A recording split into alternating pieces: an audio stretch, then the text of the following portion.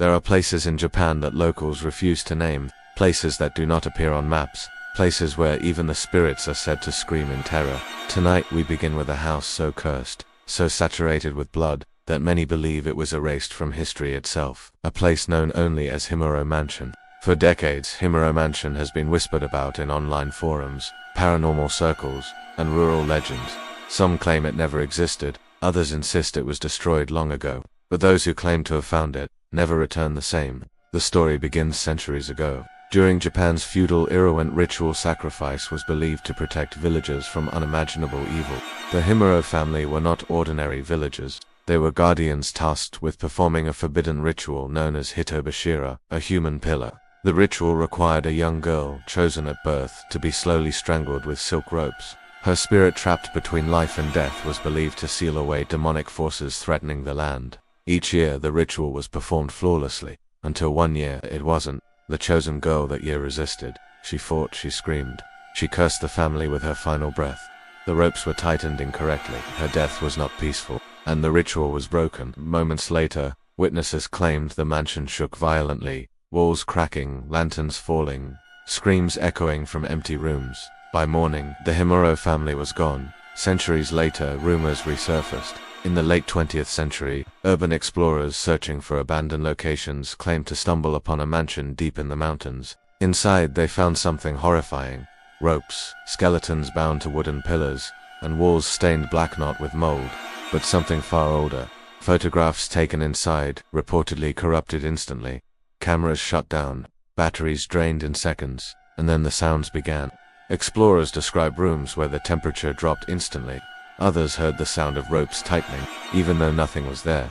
One man claimed he was pulled backward by an unseen force, leaving deep red marks around his neck. Another ran from the mansion screaming, insisting he heard dozens of children crying in unison. No bodies were ever found. Here's where the legend becomes truly disturbing. Multiple expeditions attempted to relocate Himuro Mansion using identical coordinates. None succeeded. Some claim the forest shifts. Others believe the house exists only when it wants to be found. Locals living nearby refuse to guide anyone there, claiming those who search too hard are taken. Instead, according to legend, the girl's spirit never left. She wanders the mansion endlessly, her neck still burning from the rope. And if you hear crying deep in the forest, you must never answer, because Himuro Mansion does not need to be found. It finds you. This is the dark and strange, and some doors should never be opened.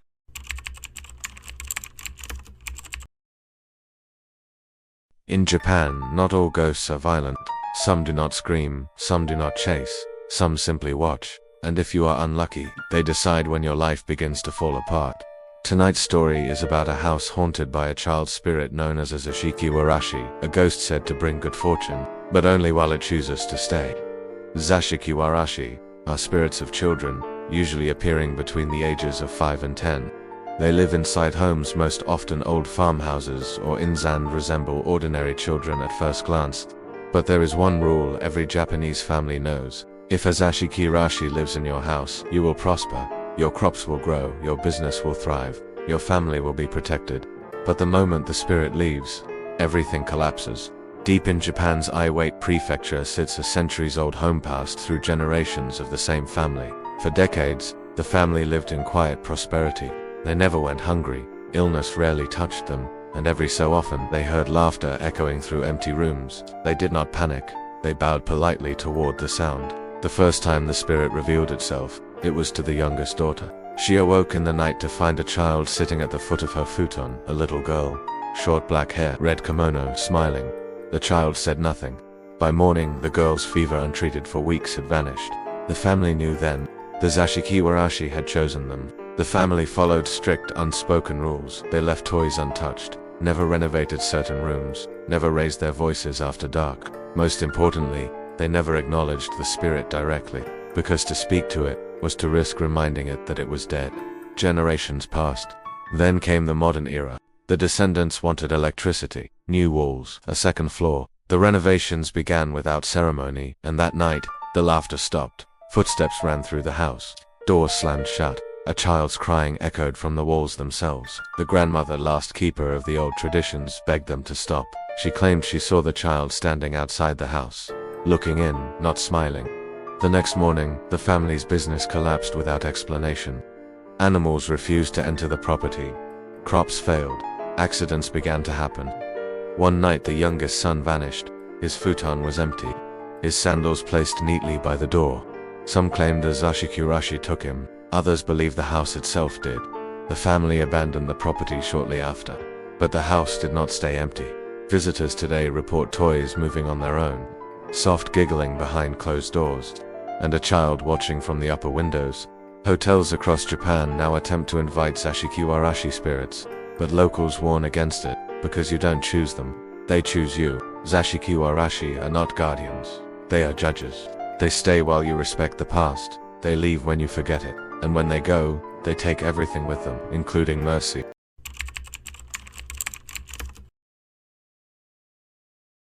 Tokyo is a city that never sleeps. Even at 3 in the morning, lights burn, trains rattle underground, vending machines hum on empty streets. But inside certain buildings, there is a silence so complete it feels intentional, as if the city itself has learned to look away.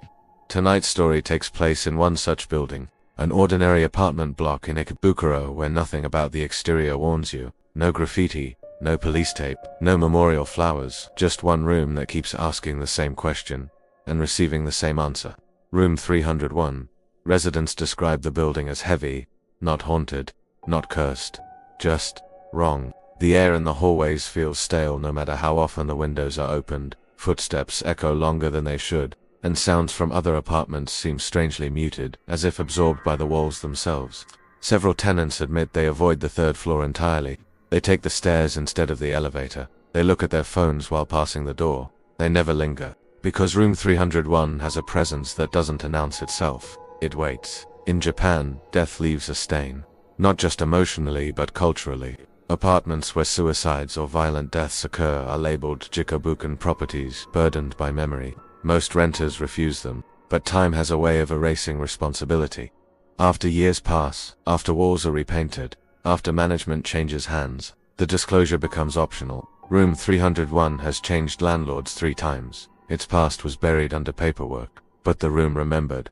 The first recorded suicide in room 301 was almost invisible. A middle-aged salaryman, divorced, overworked, unremarkable. No shouting, no neighbors disturbed. When he didn't show up for work, no one questioned it. By the time the body was discovered, the apartment smelled of cleaning chemicals. The landlord acted fast. The room was scrubbed. The walls were repainted. The closet rod replaced. But the silence lingered. And within 6 months, someone else moved in. Over the next 20 years, room 301 accumulated stories. Each tenant described the same early sensations. A pressure in the chest, trouble sleeping, a feeling that the room was smaller at night. Several tenants reported hearing breathing that didn't belong to them. Not loud, not threatening, just close. Every death added weight, and the room grew more efficient. The woman who survived lasted longer than most.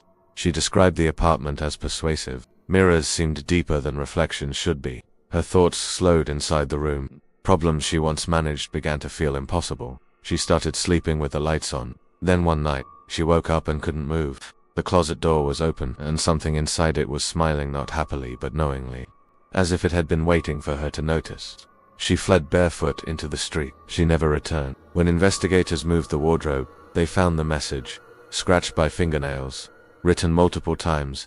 "It's easier here." The handwriting changed slightly with each repetition. Different hands, same thought.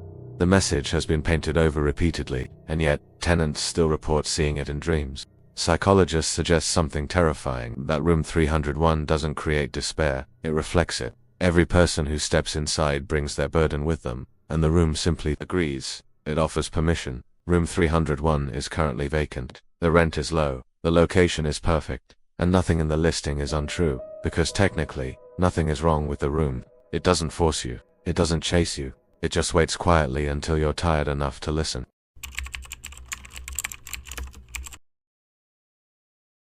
In Japan, ghosts do not always roam freely. Some are bound, not to revenge, but to repetition. Tonight's story is about a house built beside a well that still counts. If you listen closely, you can hear her voice, counting plates. The story of Okiku dates back to Japan's Edo period. She was a servant in the home of a powerful samurai. Kind, quiet, invisible. She was entrusted with 10 priceless porcelain plates, family heirlooms beyond value. One night, one plate went missing. Okiku insisted she had done nothing wrong, but innocence meant nothing. The samurai accused Okiku of theft. Some versions say he desired her. Others say he needed a scapegoat. He beat her, he threatened her, and when she refused to confess, he dragged her to the well. Her screams echoed through the house as she was thrown into the darkness below. The plates were later found, all 10. After her death, the house changed. At night, a woman's voice drifted from the well. 1, 2, 3. She counted each plate, reaching 9, then screaming, every night, without fail. Servants fled. Neighbors heard the screams from across the district. Those who stayed reported cold spots, unseen hands, and the sound of water dripping where no well existed. The samurai eventually took his own life, but the voice remained. Centuries later, the original house was gone, but the well remained. A modern residence was built beside it. Residents reported waking at night to hear counting through the walls. Children developed sudden night terrors. Plates shattered without cause. One man decided to listen all the way to the end. He stayed awake until the counting finished. When Okiku reached 9, she paused, and then whispered his name. He was found catatonic the next morning, muttering numbers. Folklorists believe Okiku is not seeking justice. She is trapped, reliving her betrayal forever, and anyone who hears her voice becomes part of the count. The well still exists, covered, hidden, but never sealed. And if you hear counting at night, never wait for 10, because the scream that follows is meant for you.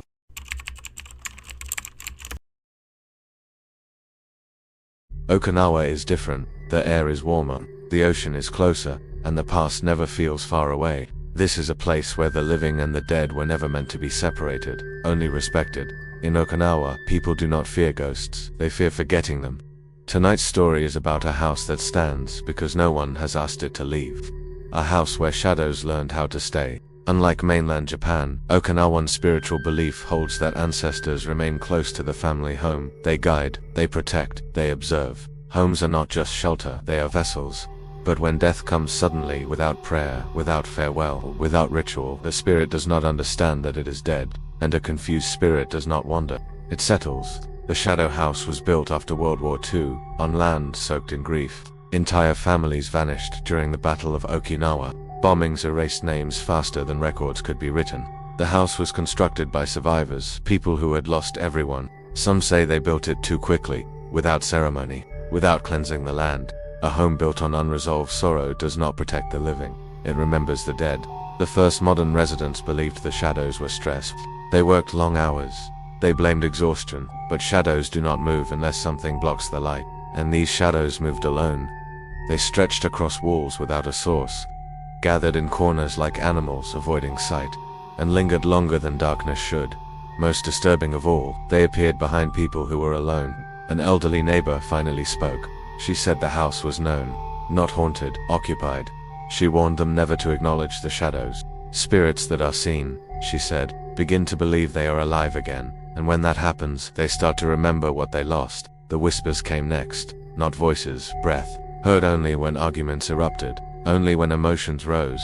The shadows grew sharper, more human, and one night during a blackout, the couple realized something terrifying. The shadows were reacting, as if the house was listening. One morning, the woman woke alone. The house felt lighter, too light. Her partner was gone. No blood, no struggle. But the shadow on the wall told a different story. It showed a man standing, hands raised, frozen in fear. The shadow never changed position because it wasn't cast. It was left behind. Spiritual practitioners believe the shadow house contains imprints, not ghosts, not souls, but emotional residue, fear so intense it branded itself into the space. When enough imprints gather, they begin to echo, and echoes do not know they are memories, they believe they are real. Developers have tried to remove the house. Construction equipment fails. Workers quit after nightmares. Surveyors report figures standing where no one should be. Locals say the house is doing the only thing it knows how to do, holding on to the dead, because once they leave, they disappear forever.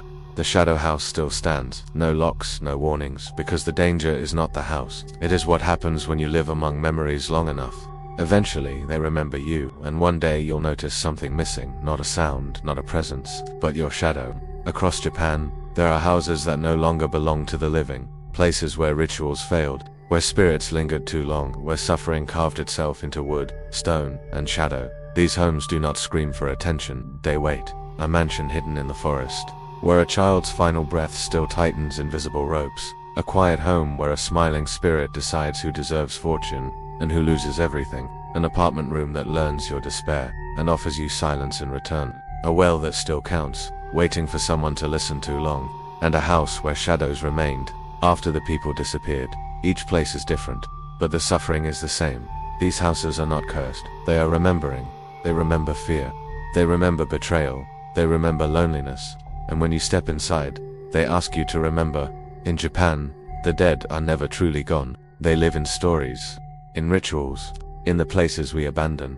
And if you ever find yourself drawn to a house that feels familiar, leave, because some places are not haunted, they are hungry. Thank you for watching The Dark and Strange.